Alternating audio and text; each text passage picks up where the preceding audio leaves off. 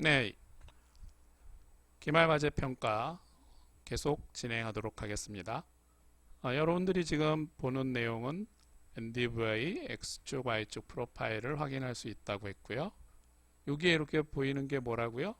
자, 전체 스크롤 이미지에 해당되는 영역만 메인 이미지로 살펴보고 그 메인 이미지 중에 줌 이미지가 이렇게 있죠. 그 중에 우리가 여기가 이제 새만금 방조제가 되겠고 군산, 뭐 변산반도가 있는 뭐 부안 이렇게 돼 있는데 이게 뭐라고요? 예, 일부 동영상을 잘 확인하시기 바랍니다. 자, 다음은 뭘 만들었나요? 해수면 온도를 탐지했습니다. 네, 해수면 온도를 탐지해서 온도 지수 X축, Y축 프로파일을 살펴보고 해당되는 프로파일에 따라서 지금 영상 자료에 기본적으로 육지 부분은 수면의 지표면의 온도가 높게 나타나죠. 오전 11시경 랜셋 8호가 해당 지역을 통과하는 지점의 바닷물의 온도와 육지의 온도를 이렇게 프로파일로 나타낸 거고요. 여기 재밌는 구조물이 보이지 않나요? 네. 금강 하구 지역이고 해당되는 지역이 군산, 항, 그 앞부분에 이런 구조물이 있는 것 같아요. 구글 어스로 같이 점프 로케이션에서 비교해보면 재밌을 것 같죠? 자, 그 다음에는 클로로필 지수, NDVI 온도 지수를 무감독 분류를 했는데 무감독 분류를 할 때 이렇게 넓은 영역의 데이터를 분석하게 되면 분류 클래스가 좀 더 디테일하게 나오지 않을 수도 있어서 K-means 방법에 몇 가지 방법을 적용했을 때 그 결과가 어떻게 나오는지 한번 살펴본 내용이 되겠고요. 좀 더 디테일한 지역으로 잘라서 수행하면 더 좋겠습니다. 마지막으로 이제 이와 같이 만든 내용들을 뭘 하는 과정인가요?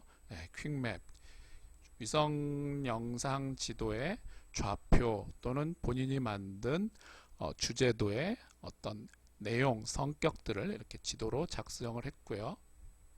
그 작성한 결과물들을 바탕으로 그렇죠? 네.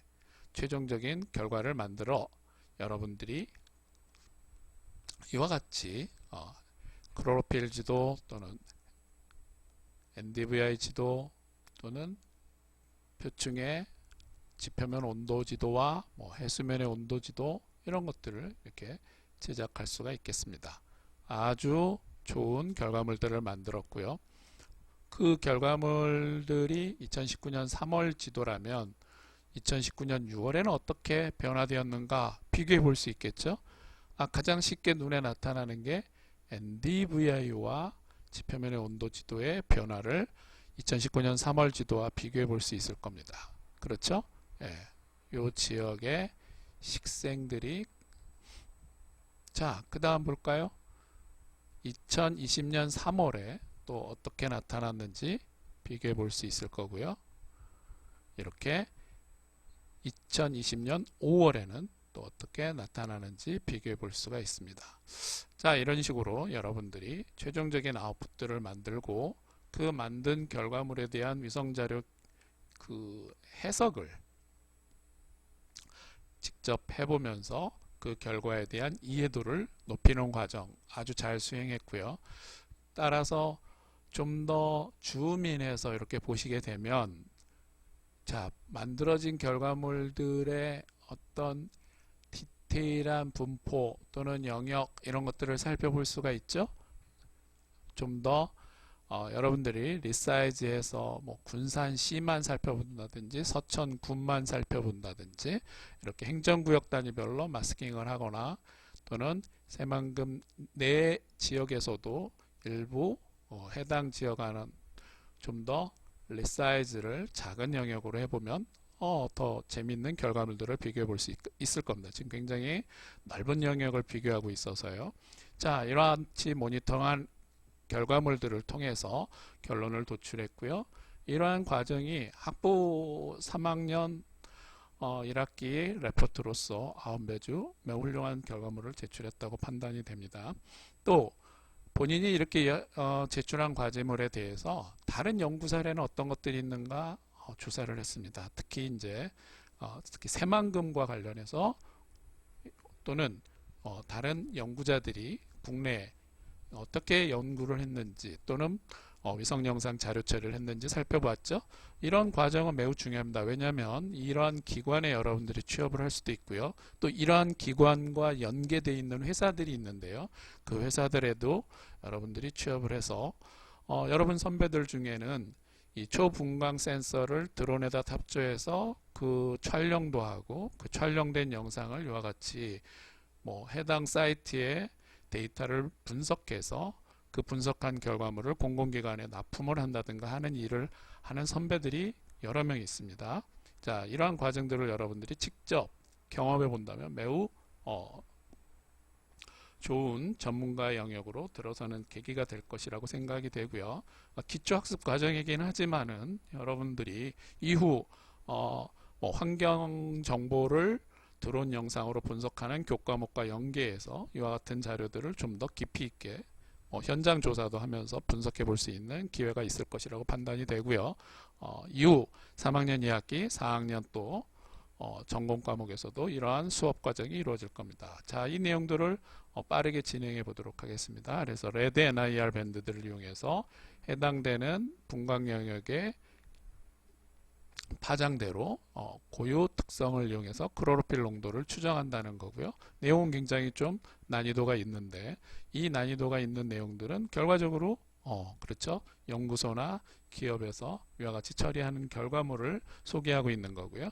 자, 이렇게 해서 클로로필의 농도 지도를 호수, 저수지 또는 어떤 낙동강, 금강, 팔당댐 이런 지역에 대해서 이렇게 분석한 결과물들을 만들게 되고요. 의암호뿐만이 아니라 금강 이와 같은 지역들에 대해서 국내적으로 많은 분석들이 이루어지고 있죠. 그래서 지금 이렇게 해당 지역의 호수만 찾아내고 이를 영상 처리해서 그 공간적인 분포를 분석하는 아주 좋은 결과물들에 대한 사례들을 이렇게 살펴본 상황이 있습니다. 3학년 2학기 때는 이 환경 원격 탐사와 관련된 내용들을 고해상도 영상을 이용해서 이렇게 추정하거나 추출하고 또 다른 다양한 정밀 주제도하고 연계해서 분석하는 과정들을 여러분들이 경험해 볼 수 있을 것이고요. 이렇게 외부 기관 또는 외부 기업에서 분석한 사례들을 여러분들이 검토해보고 조사해보는 과정을 반드시 수행하는 것 매우 중요하겠죠. 이러한 과정을 통해서 앞으로 향후 그렇죠. 내가 어떤 영역에 취업을 할 것인가 또는 그 취업했을 때 내가 이렇게 위성자료 처리 수업을 통해서 배웠던 기술들을 또는 학습한 내용을 활용할 수 있겠구나 하는 것들을 여러분들이 적용해 볼 수 있을 겁니다. 마지막으로 인공위성에 대한 다양한 이 활용 사례들이 있는데 이미 여러 번 여러분들이 학습한 결과물이고요.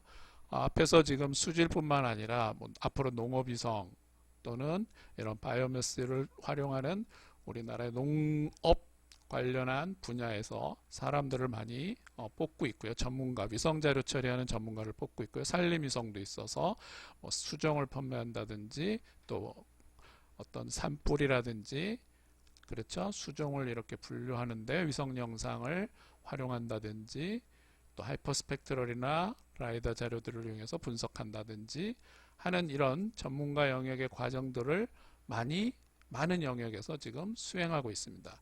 광물 탐사는 국내뿐만 아니라 외국 영역이죠. 베트남이나 또는 호주, 중국 이런 기관들에 대해서 분석할 수 있고요. 아까 이게 양식장이라고 그랬죠. 네, 이런 양식장이 얼마만큼 분포하고 있고 또 북한 지역에는 어떤 데이터들을 생산하고 있는지들을 위성 데이터로 우리가 해석해 볼 수 있으며 또 국방에서도 이와 같이 타겟점을 가지고 여러 영상 처리를 하는 소형 위성이라든지 아주 고정밀 위성들을 이용해서 이와 같은 탐지들이 이루어지고 있는데요. 여러분들이 이러한 데이터 처리하는 과정이 앞으로 이번 학기에도 중간중간 동영상에서 많이 소개를 했습니다. 그래서 이렇게 소개한 내용들을 바탕으로 본인의 관심 영역을 넓히시고요. 그렇게 넓힌 영역을 통해서 이와 같이 영상 처리의 기술을 좀 더 확대하고요. 그 확대된 기술을 바탕으로 해서 MB를 통해서 이렇게 뭐 문화재 유적지의 있기 또는 균열 이런 것들을 탐지하는 거라든가, 그렇죠? 분광 스펙트럼을 통해서 해석하는 다양한 기술들이 있고요. 이와 같이 뭐 아시아항츠 홈페이지에 들어가서 초분광 센서의 사례와 사진을 이렇게 찾아본 아주 좋은 내용이고요. 결과적으로 나는 이런 내용이 재미있다, 나하고 잘 어울린다, 내가 이런 분야에 좀 더 많은 관심을 갖는다면 이 회사에 적극적으로 취업을 하기 위한 노력을 하세요. 여러분들의 미래가 보다 더 탄탄하게 열릴 것이라고 생각됩니다. 네, 수고하셨습니다.